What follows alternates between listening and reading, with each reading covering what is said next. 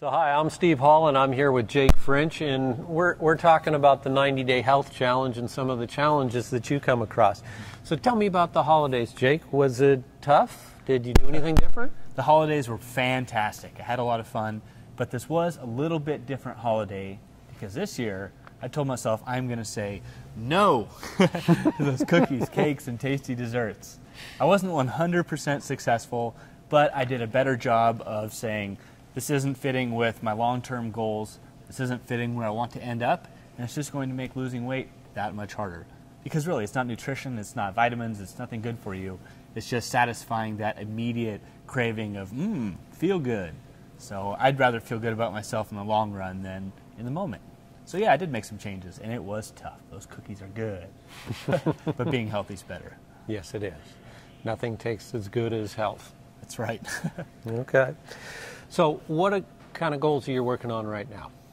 Right now, I'd like to lose about 10 pounds. So I'm 5'10", weigh about 170 pounds, which isn't bad, but the muscle composition to fat ratio is much different than I was a couple years ago before I was in the wheelchair. Yeah. So I used to be about 170 pounds of rippling steel. Not really. But now that has changed. A lot of the muscle has gone to unwanted fat. So if I lost 10 pounds, got down to 160, I think in the long term that would improve my quality of life, it would make transfers easier, dressing easier, and get me that much closer to that much desired pull-up. I'm going to get there. 10 pounds is a big difference with a pull-up, isn't it? Absolutely, especially when you're only using 30% of your arms, like I'm trying to do. So every pound counts. And the days when I'm pushing myself around in the manual chair, that's just that much less weight to push around, to stop, to transfer. So for me, it'll make a tremendous difference in my quality of life. It must be very hard for a person in a wheelchair like yourself to lose weight. How are you going to do it? It will be very hard because obviously I can't just get up and go for a run. So the number one tool I'm going to utilize to lose weight and accomplish my goals is to remember my strongest muscle and who controls it. That's right here. That's my mind. So I really want to make a change in keeping my goals top of mind and my priorities, reorganize those. So give up just eating what sounds good right now and what I don't need. It's not offering me the nutrition I need, but it just satisfies the craving. I'm not really hungry. So reorganizing my priorities, putting health up near the top. And I think when I do that, it'll help me turn down some of those foods that I know are bad for me, and reorganizing my priorities and keeping my eyes on the prize will help me turn down those delicious fries. I don't need them. I want to be healthy. Any New Year's resolutions? Right now, I would like to improve my focus. And by that, I mean controlling what I'm looking for.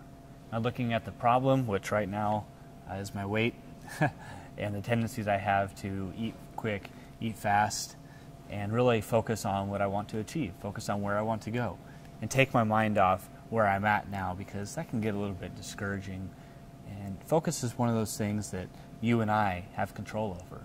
We are the ones that ultimately decide where we're choosing to put our time and energy. So for this year, that's a resolution. And you know what? It's something that's free and every single one of us can do, including you.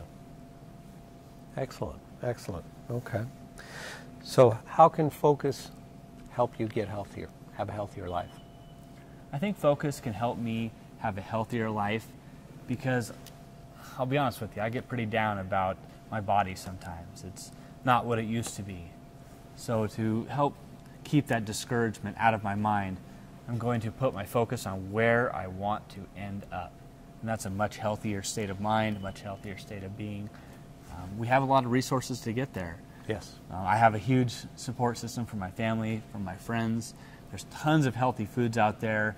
And for me, I think the motivation from the 90-day challenge is what it's going to take, that commitment that I can do this. Because how many times have you just said, I want to lose weight, or I want to accomplish this, I want to accomplish that.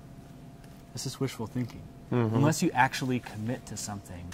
So set a goal, make a plan to get there, and then when are you going to do it? Put a time date on it. For me, it's 90 days. That's what it takes, that commitment. That's what it's going to take for me and for you to get where we want to be, both mentally and physically. Fantastic, fantastic. So did writing an inspirational book about overcoming the challenges that teach you anything about new tools, anything like that that you can help people out with? You know, writing an inspirational book was an amazing experience for me. It clarified in my mind how I'd gotten through all my struggles and challenges, because when you're going through some of those things, you don't think, hey, I'm going to use this step and then this step. But I had to recall back, okay, how exactly did I do that? So it was a neat experience to put that down on paper and make it into something that can not only help me, but help other people. In my book, I wanted to start off with a story about two Cherokee Indians. This is just one that I had found in a magazine, and to me it really symbolized the tenacity, the can-do attitude, the positiveness of all the people that I included, and the people that are doing this 90-day challenge. It's much the same. So the wolf story starts out with two Cherokee Indians. One is a young boy, and then the wise old grandpa. Well, the boy had heard his grandpa talking about the two wolves that are around us, and he said that one wolf represents greed, anger, fear, jealousy, loathing, feeling bad about yourself.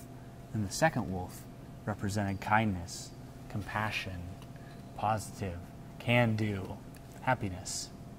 Well, naturally, that little boy's looking up and he's going, hey, Grandpa, what? There's two wolves. You know, which one do I have inside of me?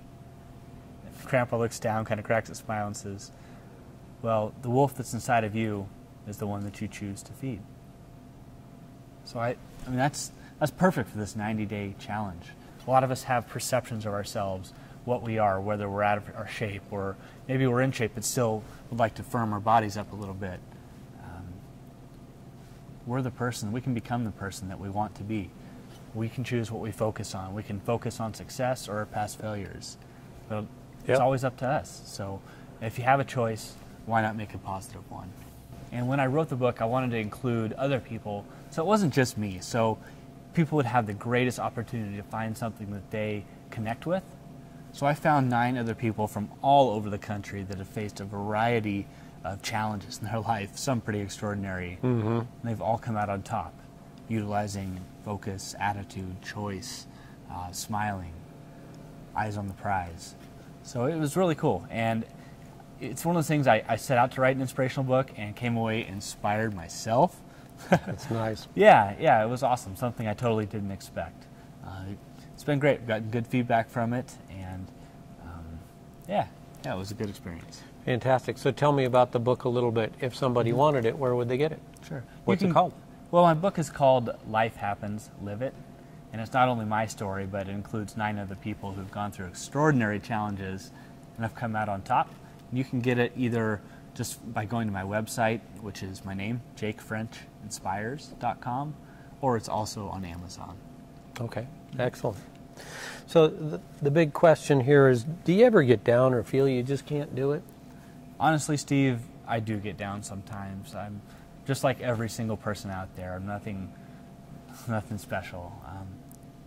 You know, when I really think about the challenges stacked up against me, it is pretty hard being a quadriplegic.